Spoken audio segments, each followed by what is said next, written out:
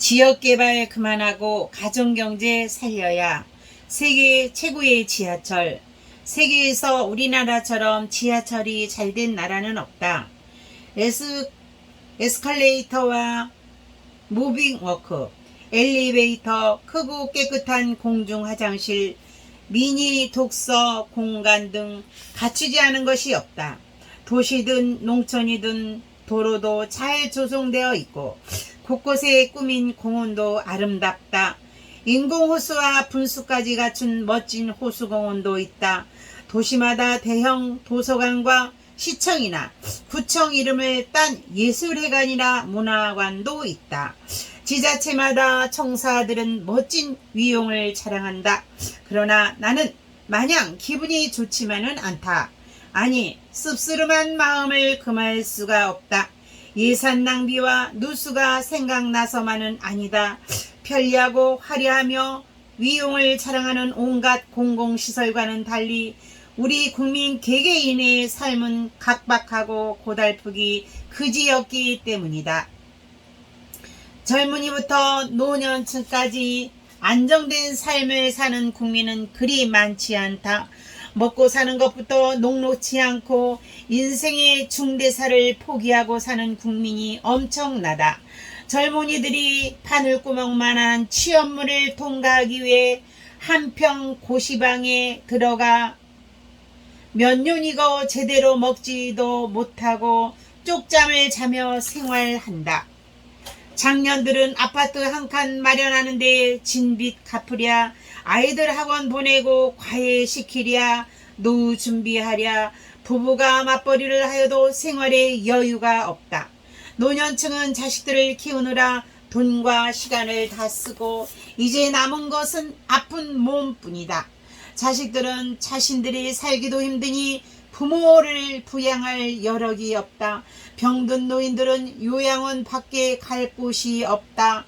국가의 경제 규모가 세계 10위라느니 1인당 GNP가 3만 불이 넘었다느니 하지만 대다수 국민에게는 먼 나라 이야기처럼 들릴 뿐이다.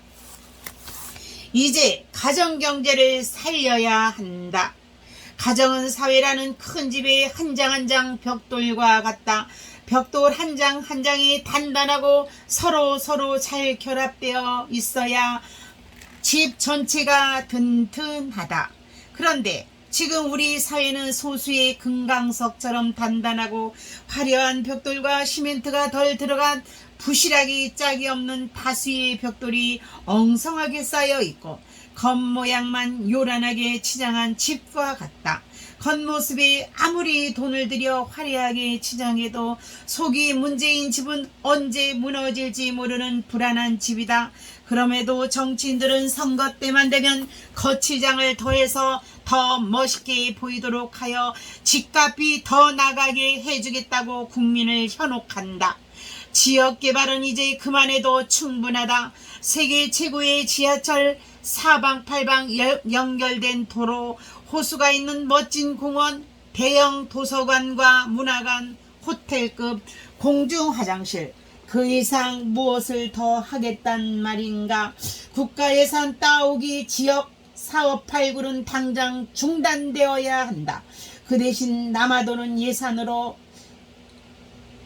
부서지기 일보 직전인 벽돌 한 장 한 장에 신경을 써야 한다. 국민의 생활고를 해결해 주어야 한다. 당장 취업이 안 되어도 젊은이들이 생활은 되도록 해주고 누구든 마음만 먹으면 쉽게 결혼하여 자녀를 낳고 건실한 가정을 꾸려갈 수 있도록 해 주어야 한다.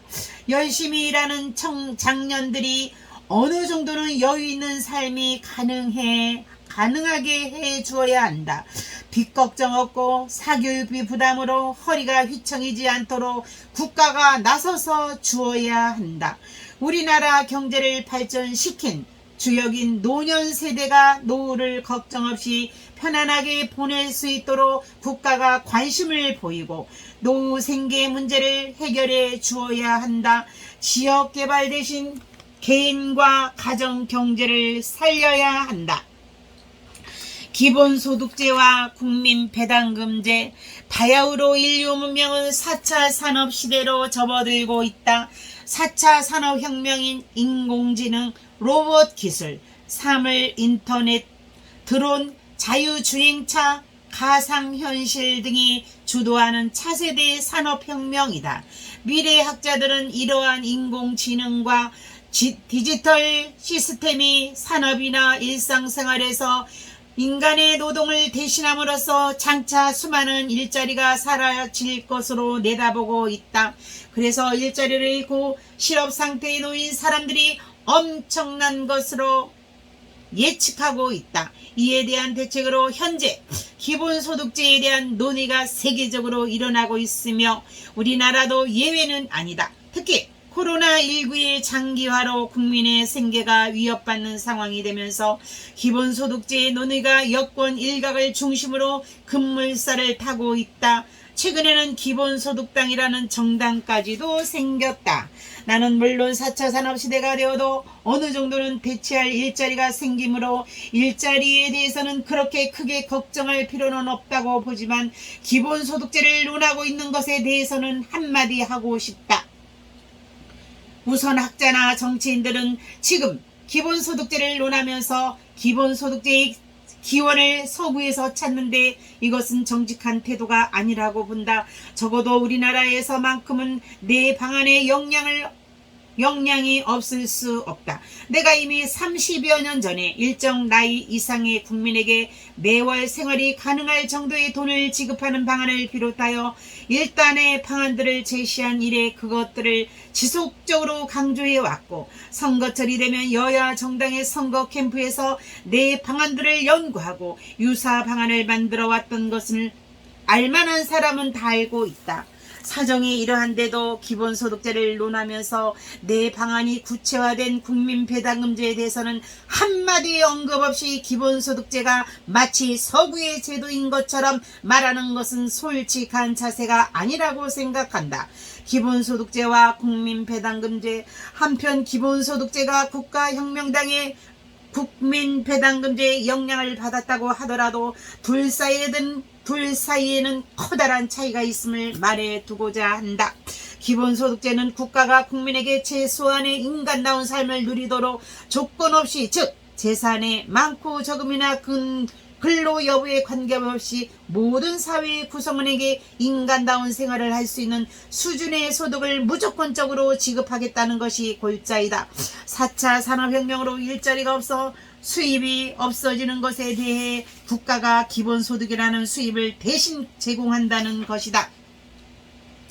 국가가 국민에게 기본적인 생활이 가능하도록 돈을 지급한다는 점에서 기본소득제와 국민배당금제는 별반 차이가 없어 보인다. 그러나 제도의 기본 정신이나 성격, 의의, 재원 마련 방안, 금액 등에서 국민배당금제와 기본소득제는 엄청난 차이가 있다. 국가의 시혜인가 국민의 권리인가? 기본소득제는 국가나 지자체가 국민에게 기본소득이라는 혜택을 주고 은혜를 베푸는 것이라고 볼 수 있다. 이 혜택 내지는 은혜라는 것은 받을 권리가 있는 것이 아닌데 받게 되는 것을 말한다. 말하자면 국민이 자신의 힘으로 살아갈 능력이 없으므로 국가가 베푸는 은혜로 기본소득이라는 배급을 받는 것이라고 보면 된다. 따라서 기본소득이라는 것을 받는 것은 일종의 배급을 받는 것이라고 볼 수 있다. 따라서 기본소득제는 정치적으로 사회적으로 느낌이 강하다. 공산주의의 맥이 닿는 제도라고 할 수가 있다. 국민배당금제에는 국가를 주식회사, 국민을 주주로 보기 때문에 국가 경영으로 들어온 수익금은 당연히 주주인 국민 모두의 몫이다.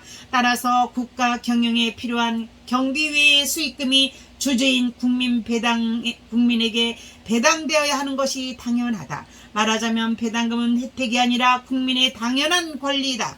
당당하게 배당금을 요구를 할 권리를 행사하여 받게 되는 것이다. 또 국민배당금제는 자본주의의 토대를 두고 있다. 주식회사와 주주 배당제는 모두 자본주의의 개념이다.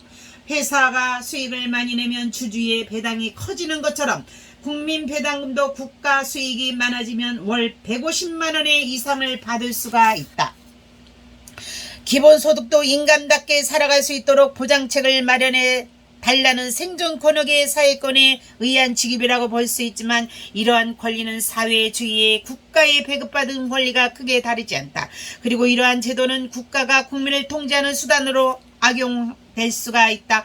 은혜의 권리, 여기에는 엄청난 차이가 있다. 기본소득제에는 국가가 주체이고 국민은 국가의 보호의 통제 속에 있는 대상이다.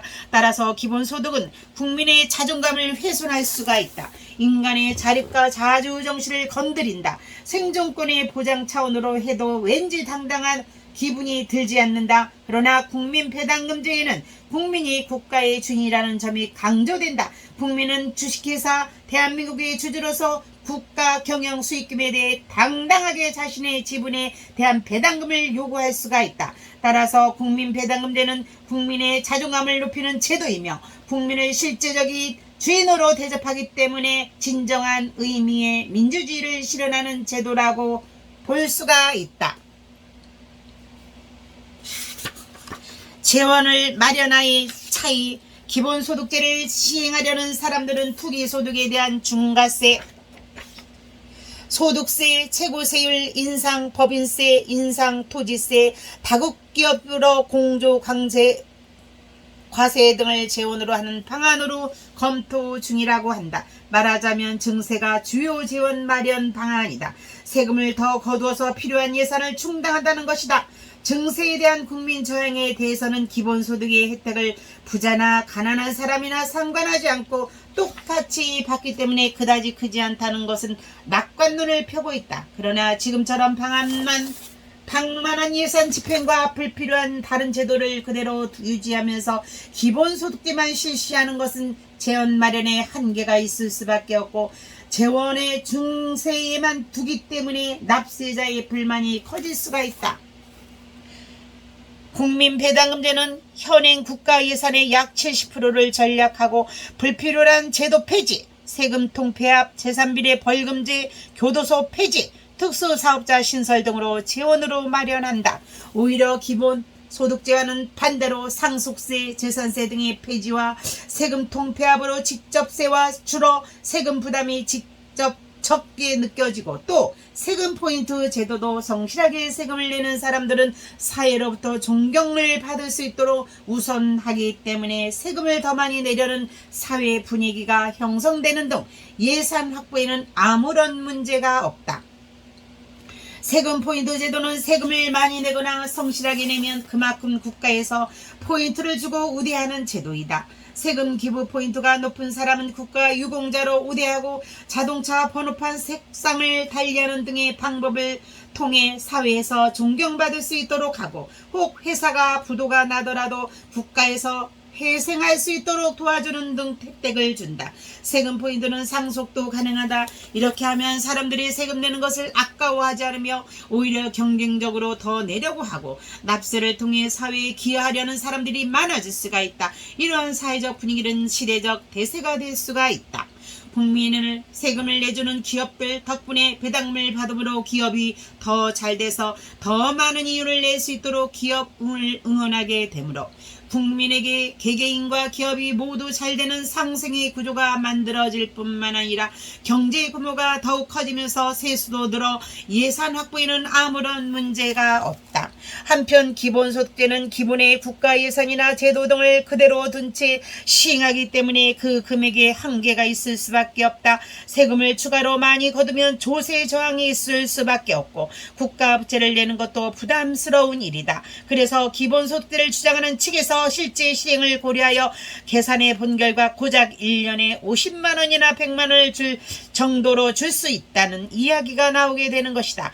국가가 국민에게 기본적인 생활이 가능하다고 하겠다는 애초의 취지가 무색해지는 금액이 아닐 수가 없다. 반면에 국민배당금제는 국가 예산을 전략하고 제도의 통폐합, 새로운 세원 창출, 국가 경제 규모가 커질 수 있는 경제적 선순환 구조 형성 등으로 재원이 충분하게 마련되므로 매월 150만 원 정도를 주는 것으로 얼마든지 가능하다. 이처럼 기본소득제와 국가혁명당의 국민배당금제는 제도의 성적이나 나의 의회 재원 마련 방안, 지급 금액 등에서 확연하게 다릅니다.